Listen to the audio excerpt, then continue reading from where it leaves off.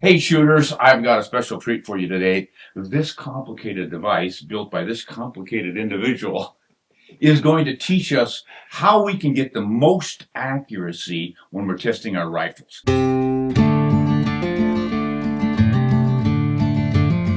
This device pretty much eliminates all the mistakes we shooters make. And if you've watched my channel much, you know all about someone making mistakes. I don't have a tool that's anywhere close to this precise. But when I say precise, I mean precise. This thing is really quite unbelievable. This is a kind of tool that a world champion bench rest shooter would use to get those incredibly tight groups. The gentleman who designed it, sitting right here, is Royal Stukey. You might know his name from my Stukey bench. He makes the best portable, solid, dependable shooting bench in the business. And if you want to be a successful shot, you start with a good, solid foundation. We always think, well, my rifle is my foundation. True, but the rifle also needs a foundation, and that is your bench and or, on top of the bench, your front rest. And that's what this device is. What I want to do with this video is have Royal tell us all about what makes this thing so precise and so special, while I use another camera and get in front and show all the fine details. So you may end up seeing my back now and then, which is probably the better side of me anyway, but we want to show you how beautifully made this thing is and why it is so precise and strong. Royal, welcome to Ron Spomer Outdoors. Thanks for having me. No, my pleasure. I'm looking forward to this as much as my audience, I hope. And we're going to learn something about why Grandpa Ron doesn't shoot all that well. Yeah. All right. Well, this is our Royal Rest.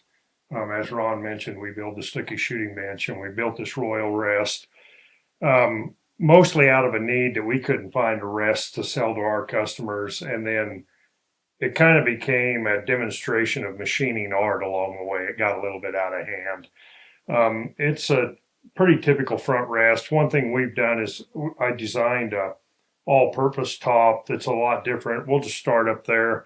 There's an Allen wrench here that you can use to remove these pins here in this top, and you can vary this top out to different widths. Sorry, I'm not used to doing the sit down.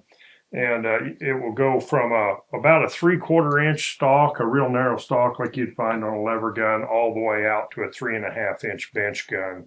And it does it with these same bags, and then our tighteners up here that are 1-to-1. Very versatile. If you're someone that's got a safe full of guns and you'd like a rest that will shoot all of those guns for you well, this would do that. The other thing this is capable of doing is we can take these bags out with no tools other than that Allen wrench or a bullet point or a pencil, and we can put a one-piece bag in. These are all Edgewood bags made by Edgewood down in New Mexico, and then you can slide this back in. I won't take time to pin it up, but you can see here. This is very precision fitting. And then you can get bags up to 4 inches custom made for a 4-inch that you're for a dedicated bench rest gun. Royal, could you demonstrate for me? I've got a couple rifles behind you. I've got a real narrow stock Model 94. You bet. And a wider stock varmint rifle. Okay. To demonstrate why, how that works and why. What is the intent of this side-by-side pad adjustment stuff? What are you trying to do with your rifle? Well, you're trying to constrain it so your gun will, there's a term in bench rest called ride the bags. And what we like is you have a rear bag and your gun's in here and you shoot and it recoils, but then it comes back to that 4-inch stop each time here. It's got a little O-ring on it to protect your gun. And what happens, I'll show you when I get a gun in here. Hold on, this thing is really tight. There we go. And let me throw that Weatherby in here right quick, Ron, and I can show that better. So if your gun's in here like this is going to be a little too narrow for it, so I'm going to widen it out here a little bit. There we go. So when your gun's in here, you'd adjust your 4-inch stop here up to where it would So this 4-inch stop, you literally put the 4-end against it? Yes. So and then that results in consistent placement of the rifle each time. Exactly. That's exactly what this is about. So when your gun's up here it touches it. Now, say we fire this gun and it slides on the bag and it recoils. Mm-hmm. So then when we push it back, we're going to be in that same place because of the slant of the stock back here. Uh-huh. And we just have a fine windage adjustment and a fine elevation adjustment for your shot to shots once everything's tuned in on your target. Show me that windage elevation adjustment. Not elevation, but windage adjustment. So right here, these are hand lapped. We turn all these oversized and hand lap them in, and you can see that it's a very, very, very precise movement. There's no backlash and no jump in it. We've all experienced a windage that you would move and it would jump up and down or shift side to side, and this won't do that. It's a hand lap. So all of your side-to-side motion, and you want to get precisely on the target rather than moving the rifle yourself the way I do, this machine is doing. Right. So once you get your rear bag set up on your target, you don't want to move your rear bag. You'd want it back a little further like that so the gun could recoil in this path. Yeah. And then you want to keep that gun recoiling in this path. So you actually are just changing this elevation and windage here. And it's best to let it ride the bags is what they call that. And if your gun is riding the bags, you'll shoot the best group you've ever shot, typically. Yeah. But and this all-purpose top, let me set this over here. This all-purpose top, the idea behind it is to do all those different tops in one rest, so you don't have multiple tops. We can do the one-piece bag. 4-inch stop has a lot of adjustment this way and back and forth. We have 2 4-inch stops. We have this one, but when you're all the way up with the rest, like King of 2 Mile stuff, and you're shooting uphill, you'll need this taller one. And it's stored right here on a little stainless steel stud in the frame, so it's not in the shooting box that you left in the truck or at the house or in your gun room. So you just take that one, put it on, and change it out with that. With that one Yeah. for your height. Now, this is threaded, and how much adjustment is in that itself? So with it, all the adjustment is in the top. The threads are just for these Durlon pieces to screw up and down on, and it can be quite low or it can be quite high. Mm-hmm. But the reason we have this one, because is when this rest is clear up, then your gun's going over it. And this adjusts front to back like this. Mm-hmm. And then like if we were going to shoot a lever gun or something on it, we would take it completely out. You take the top off. If you have a gun with a magazine tube, a Sharps rifle, 92s, 94s, any of those kind of guns, you can't have a 4-inch stop with the tube. But we've actually got a lever gun here I'll throw in here right quick and show that. So now you're just removing the front stop. Removing the whole 4-inch stop. Right. Because with a gun like this, we can't do that because of this magazine tube. Oops, let me shorten up here a little bit. With a magazine tube, it'd be hard pressed to get it to hit there. But one thing we can show while we have this lever gun up here is that this top will tune in here and get to where it will fit this little saddle rifle. So that stops your side-by-side wobble. Yeah, it'll keep your gun twist it. straight. It'll keep your gun straight. Uh-huh. Oops, I pulled out too far. It'll keep your gun straight and riding the bags, and you can adjust these to wherever you want. But How much tension do you usually put on a stop? you can put too much tension on it. That'll show up in the form of vertical stringing. But see, it's moving freely in there. That's where you want to be. But it's keeping it upright, and then you can do your adjustments otherwise to get your sights where you want. Nice. Yeah, pretty versatile. Well, that was one of our design parameters, as I wanted it to be able to hold any gun from like a Savage Rascal up to a varmint gun. We have levels on each side, so whether you're right or left-handed, as you're on your gun, you'll be able to see one level or the other. Our top pivots, and it pivots for a reason, in that a lot of the cantilever rest and top movement rest will bind your gun with your rear bag quite badly into a banana shape. And this way, if you're doing, this has a lot of windage movement. And if you're moving that windage like for multi-bull targets, when you move from one far side to the other side, you'll actually impart, your gun will have a twist in it against your rear bag, and this will prevent that from happening. and we have a first stage movement here to get course on a target. Like here, where you shoot way uphill, you would want to set this first and get it close to your target. And then we have a hand wheel here that is running on ball bearings and can give you adjustment that way. I'll pull it up here to save some time. You can see there's a ball bearing there that runs on. Now that's the Acme thread. What does that mean, Acme thread? It's like you see in a vise or in a lot of pipe clamps and stuff. It's a squared thread, so it's a load bearing thread. It's a lot better at load bearing. I'll try not to get so wild and shake the table there. But this is where it'll be all the way up. I'll put it all the way up. I think it's important to be able to see how steady the rest is when it's all the way up. When you're raising it with a gun in it, you don't raise it up like I was just doing. You're just turning it like this. It won't bring so essentially, that's fine tuning your elevation. Yes, and I usually like about a 1/2 inch on here, if I can stay that low and do more on the coarser adjustment, because the lower you can have your rest, the better it will be. But again, like we now have in our industry, these King of 2 mile and King of 1 mile guys, when you're up that high, you can see the rest doesn't have any give in it. Yeah, the top pivots, but there's no end shake and there's no wobble this way. It's all quite tight. But this is supposed to have a little bit of swivel right here. Yeah. You ever lock that down? We do. We have a kit where you can block it completely out, but I like it pretty firm, and that seems to be best. But you could see here, if we had a short gun in here, we'd be overriding that 4-inch stop thing I was telling you about.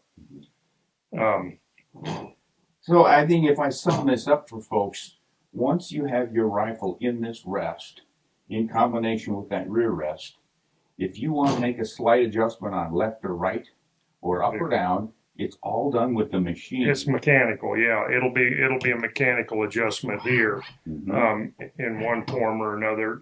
Usually with this wheel, that other one's just to get you in. You know, that's the difference in shooting on a level range and like your range where we shoot uphill. Right. You would get that there, and then you do your fine tuning for target here.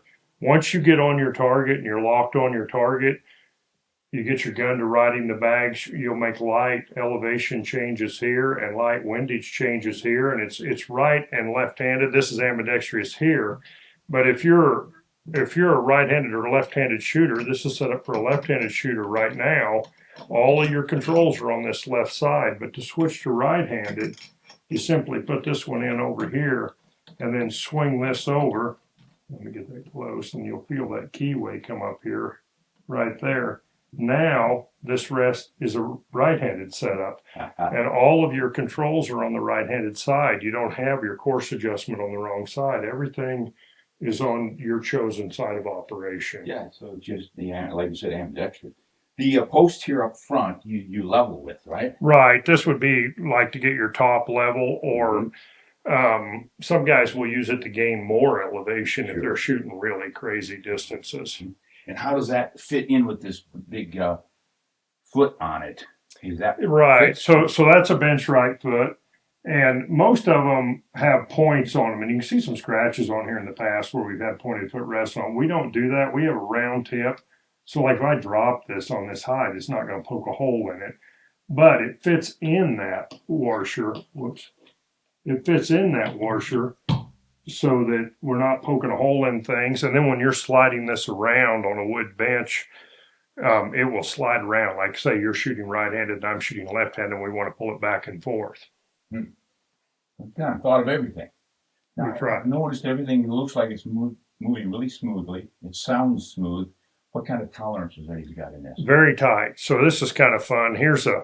This piece is our windage plate and our 2 movements. We've taped the bottom of that so that it won't let air through. And this will demonstrate, even though this has 2 1/4-inch keyways in it, this has a 1/4-inch keyway in it and threads.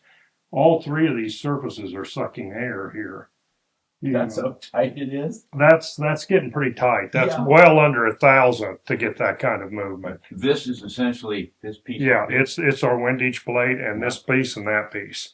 We just wanted to be able to show that it's actually drawing air when the bottom's taped up there. Now, a tool like this, of course, is going to be fairly pricey, I'm guessing. It is.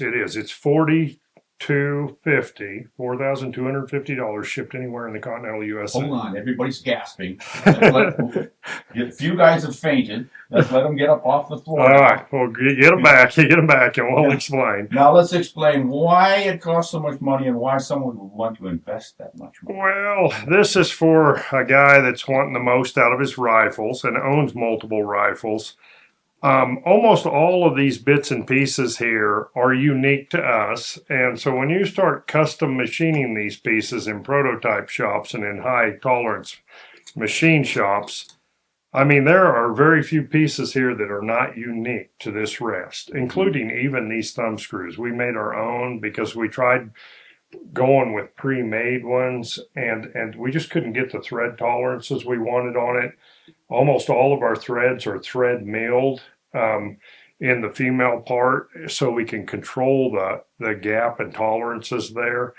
The Allens, the O-rings, some of these bearings are the only things in here that we didn't build for this rest. Wow. And it's all very tight, very tight. All the threads are super tight. I can lift this up and see this hand wheel's quite snug on there. Show me that one more snug hand wheel thing. So there's how much plays in that hand wheel when it's in the middle of the thread. Yeah. Not holding anything and unsupported. So the threads are essentially right angles almost, like they're flat on top. Right. Yeah, it's a taper and comes to a flat point. It's you see it mostly in jack type mechanisms and vices. It's a much stronger thread than a regular 60-degree thread where you wear the points off and all of a sudden it's all sloppy. Sure. And you ball bearings on every part that needs a bearing? Yep, there's a bearing under this hand wheel. There's bearings top and bottom of this top, and the tension on those is adjustable. You can get it to where it will barely move or where it moves quite freely. It doesn't matter where it is. The tolerances on this thing are tight enough. You will not have end shake, even though this can move. There's no perceivable end shake in it. Yeah, I can tell that when I try it. Yeah, that's an impressive piece of machinery you've got there, my friend. One thing I might add is that the Windage moves on 2 of these ground and hardened rods on linear bearings in there, and they're really unique linear bearing, and that's what supports that and moves it. This hole is just where the Windage is and the controls for it, and they're on ball bearings too. It's all on ball bearings. It all has weather seals. Everything's either stainless steel or aluminum except the base plate, and it's steel. What does this thing weigh? 43 pounds. Oh, backpacker's delight. Yes, I'd recommend it for every sheep hunt. By the way, he used to be a sheep guide up in Alaska, so he knows what he's talking about. I would not recommend it for I was just kidding. And you use this for a lot of your long-range shooting. I know how you shoot as far as a mile, do you? Yeah, we do.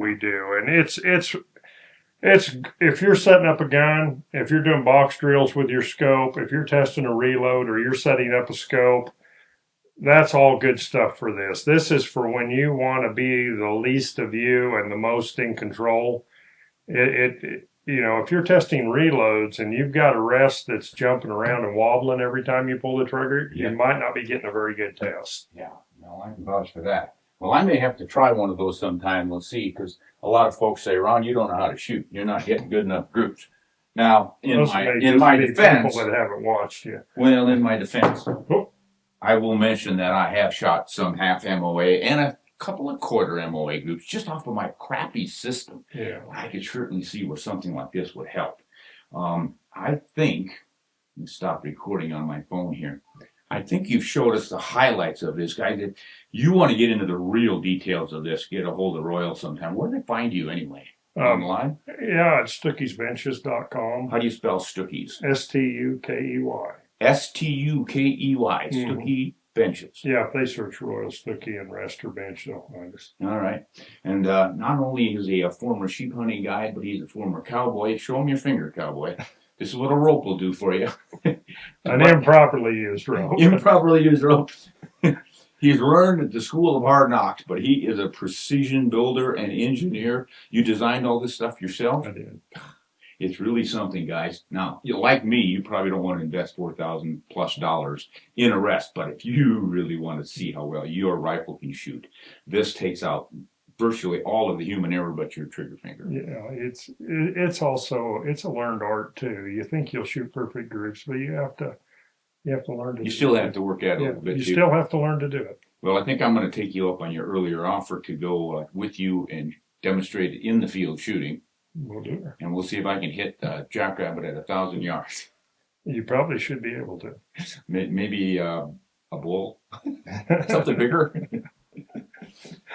Anything else you would like to tell folks when they're considering a front rest for the shooting? Whether he's, just a typical hunter who sights in and that's all he really wants to do. What does he need versus somebody who's trying to shoot? The Armageddon X bag, their bench bag, that's a really good bag for a hunting rifle, especially with sling swivels in it. Yeah. Because if you put a sling swivel in this combination, it's going to hit it and it's going to ding it up. So you don't want your sling swivel on the bottom of your forend. We shoot a lot of hunting weight guns in this rest at home, but we take the front sling swivel out. Oh, if you don't, it will hit it, and that'll mess your group up. But that Armageddon bag that was formerly the Doggone Good bag, those bags are excellent bench bags for a hunting weight rifle. Okay, and that sell for a lot less than 4,000. Yes, indeed. I've got one here. I'm going to leave with you to try. Oh, cool! All right. Well, we'll be demonstrating that on another one of our videos, so stay tuned on that one. You bet. All right.